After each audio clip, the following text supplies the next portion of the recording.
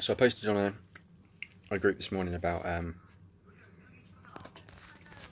there any letters we can do, anyone we could write to about what's going on in the organisation, and someone responded with a link to a Facebook group who are dedicated to writing letters. But the really confusing thing to me at the moment, as I've just read it and had much time to think of it, but just straight off the cuff, it just sounds a bit strange. I think there's 200 odd people in the group, in the Facebook group, writing letters to none other than the governing body. Why would you say? I don't get it. I'm missing something. The governing body know about the cover up, about the child abuse being covered up and stuff. They know what's going on. They write all the lies and the crap, and then they do stuff to you, or whatever they've done to anyone. They harm people, and then you write letters to them, letting them know what their organisation's done. Just seems a bit odd to me. It's very strange.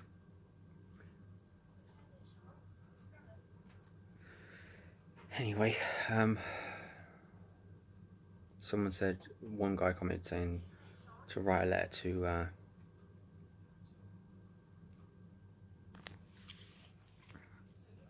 to charity commission or whatever, wherever country you're in, to whoever gives them their charity status. That would be quite good to stop that.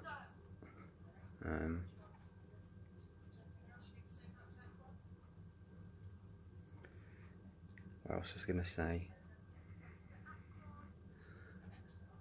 Little interesting thing that someone said to me when I first sort of, I don't know, baptised probably a couple of years, and a guy said to me, can you think of an instance where you should lie? And I was like, you shouldn't lie. And he said, you can lie. Like, say they were all in a bunker and the ends come and they're all coming to get you, which is what they believe. What would you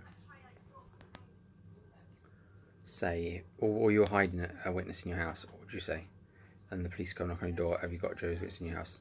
Would you say yes and hand them over, or would you say no? And of course, if you're a witness, at that time I would say, I don't know. And he said, well, in that case, then you're allowed to lie. So you can lie as long as you're protecting Jehovah. So if that's the view, you can lie if you're protecting Jehovah's people. Then obviously you can lie to protect Jehovah. And that's exactly what they're doing with all the child abuse stuff that they're covering up.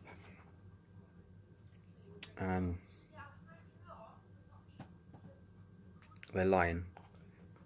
They're covering up all the stuff that's going on that's crooked, obviously in the name of Jehovah. I just thought it was interesting. I just remembered that he said that you can lie if you're protecting Jehovah's people. And then obviously you can lie. So you're allowed to lie when it suits. I've just got to free my hamster.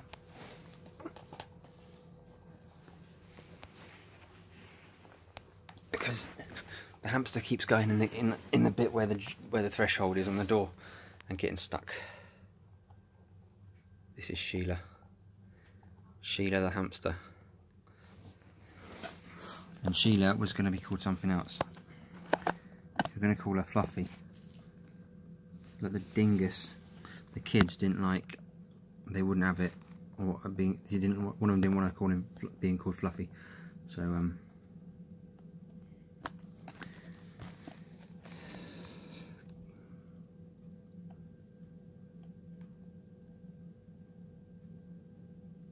then I just joked and called her Sheila. No, you're not getting out. Glad you escape. You won't climb on my hand, so you can stay inside. Off you go, Sheila. I was joking. Called it Sheila, and Marie said, "Okay, is that the name then?" So we called it Sheila, didn't we? Yeah, it was to wind the kids up because they were bickering over a name, weren't they? Yeah.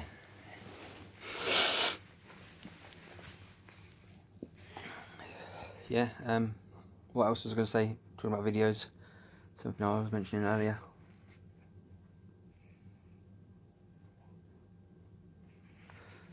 I don't know.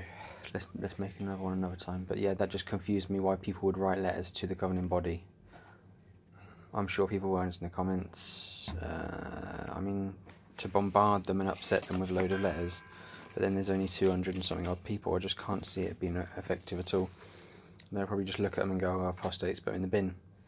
It doesn't seem right to me. It seems very strange.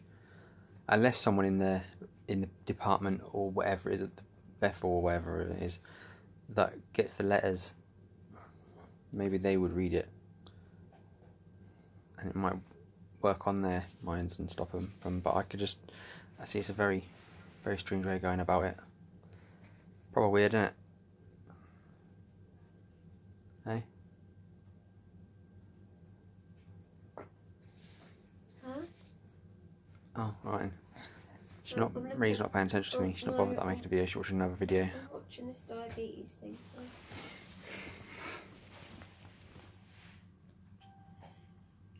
Right. Okay. I can't think of anything else. Read what I read online. Now it's funny that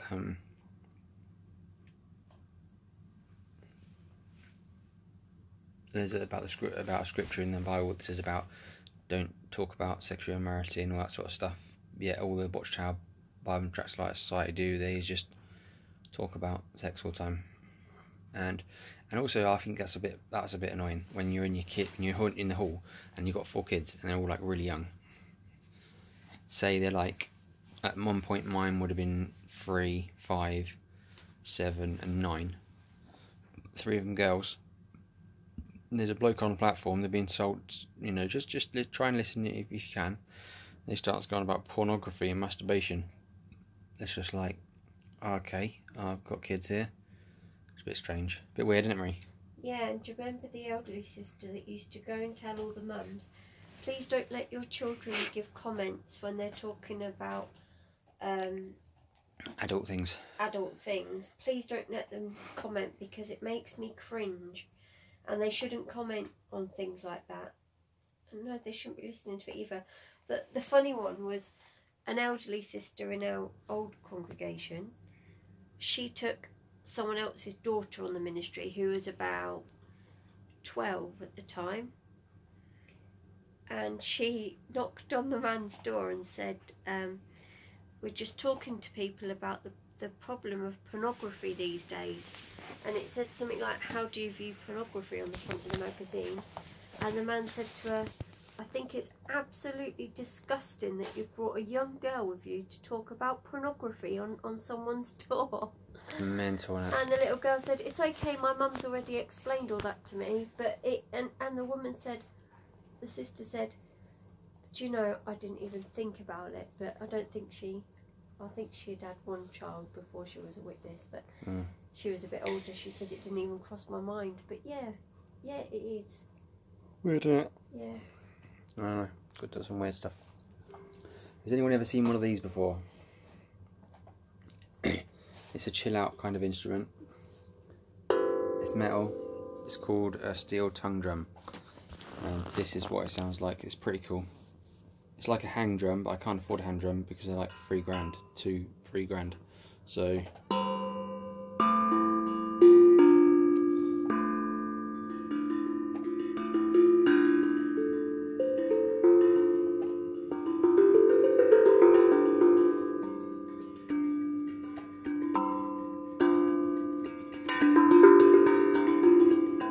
yeah, something like that. It goes in order.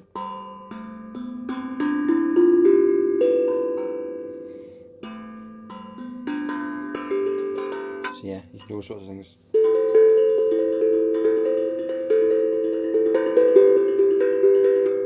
It's pretty cool.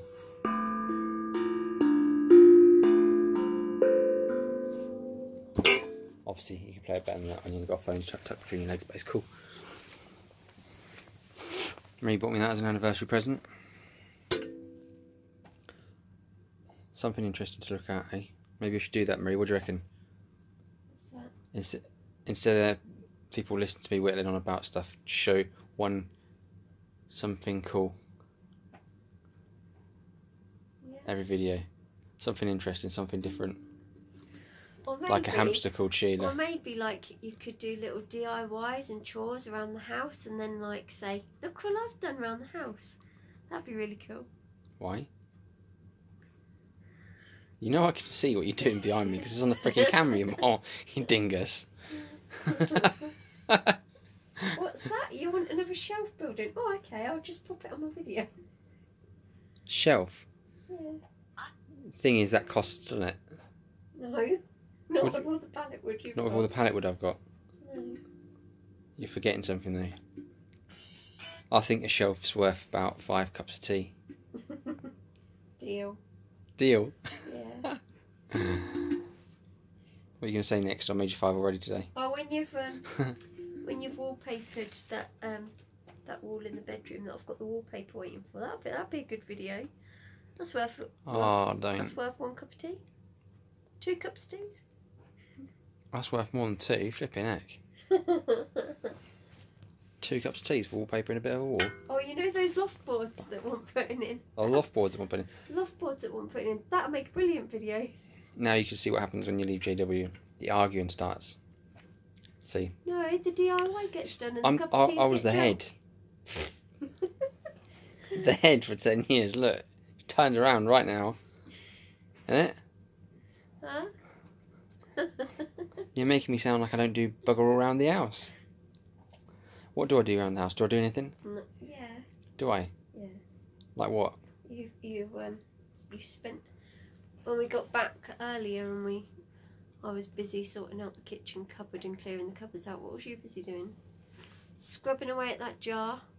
And I thought, oh, brilliant, he's washing up. What was you doing? Taking a label off a jar. Yeah. Anyway. You do lots, darling.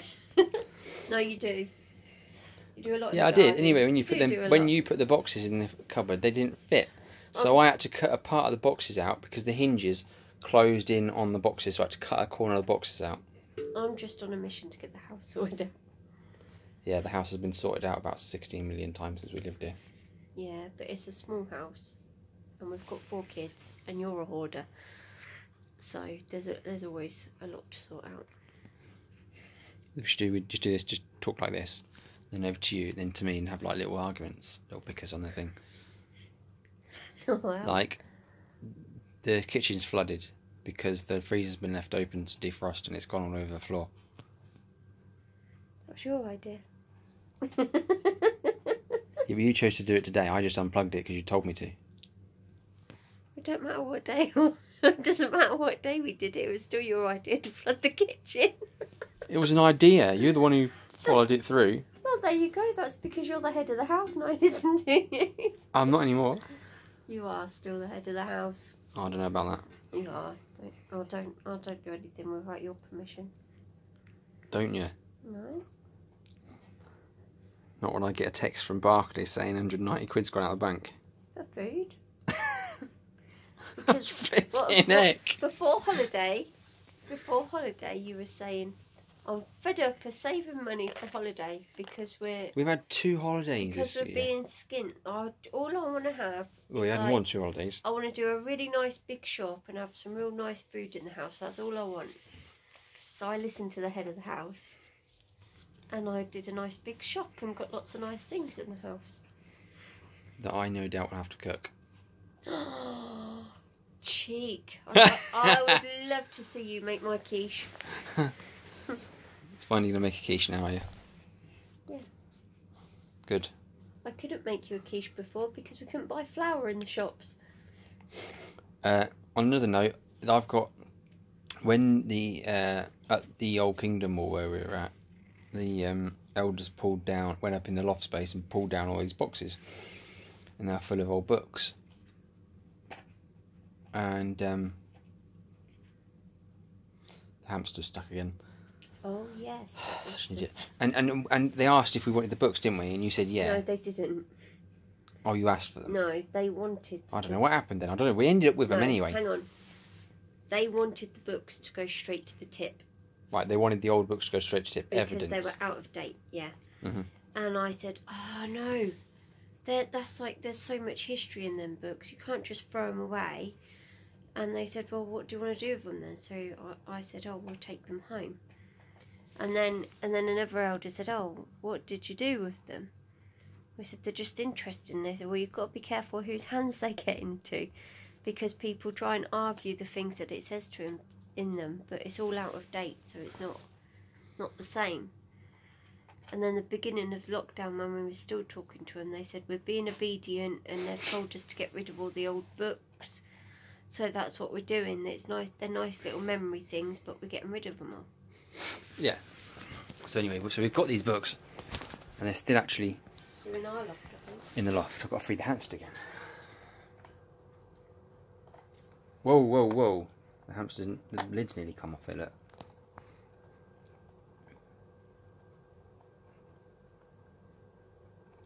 Crazy hamster.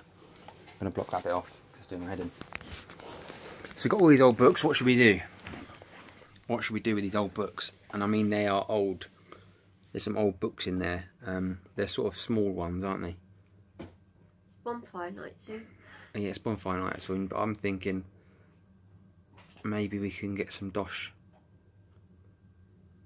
Well, with the newer books, when I sorted out the bookshelf and chucked them all in a bin bag, my thought was, if when we had all other books to do with things that they didn't like all my fairy books and things. Can't see your face.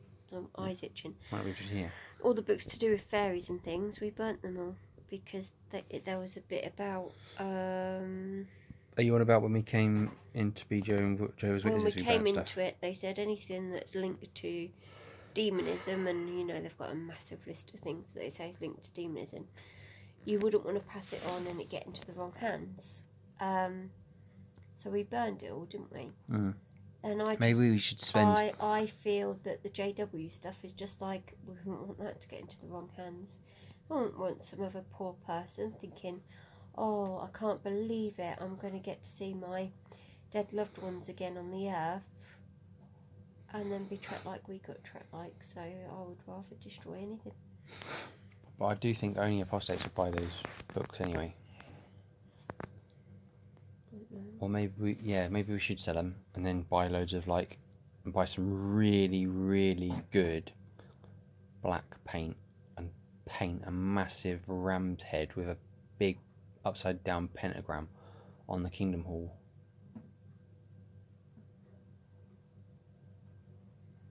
No?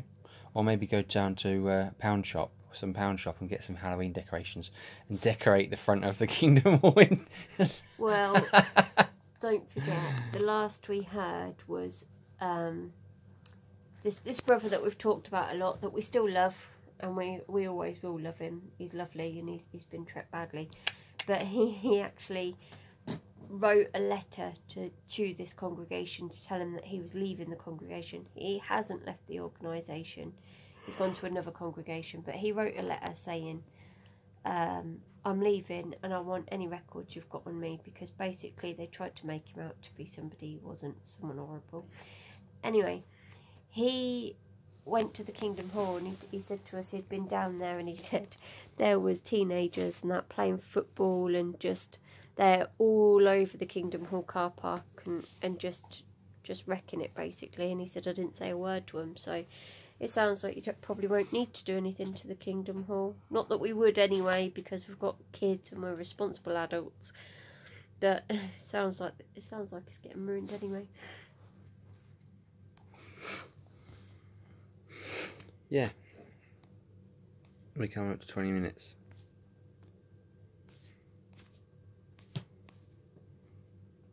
You are. Am I? Yeah, you've been on here yakking, I haven't. You've been talking more than me, I think. Because you set me off every time. And you ain't even had a drink as well. Hmm? Yeah, I said you ain't even had a drink. When we was on holiday, he was really all down and everything. Sat on the sofa in the caravan, legs up, knees up into a chest, head down. And I said, look, just have a little drink. And you said no. And I said, yeah, go on. And she said no. So I went off.